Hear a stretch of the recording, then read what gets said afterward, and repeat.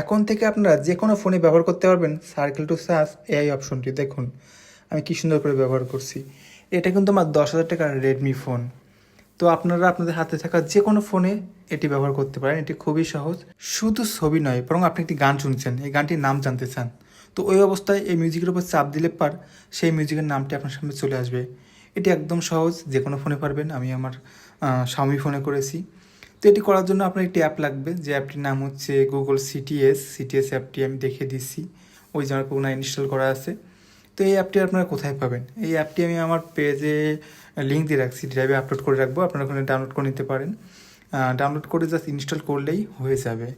এখন হচ্ছে ওয়ান ক্লিকে তো অ্যাপটা ওপেন হবে না, এই জন্য আমি আমার যে উপরে ক্যামেরা আছে নসে একটা অ্যাপটা বসিয়ে রাখছি, ওখানে আঙুল দিলে অ্যাপটা অন হয়ে যাবে। আর এটার জন্য এই যে অ্যাকশন নস, এই অ্যাপটি হচ্ছে আমি ইনস্টল করেছি। এটা হচ্ছে আপনার গুগল প্লে স্টোরে পেয়ে যাবেন।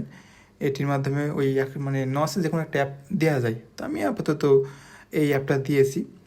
তো এগুলো একদমই সহজ সেট আপ করতে পারবেন। আর অ্যাপটা খুবই ছোটো, 1 MBর মতো জায়গা খাবে। তো এইভাবে আপনারা এনজয় করতে পারেন আপনাদের যে কোনো ফোনে।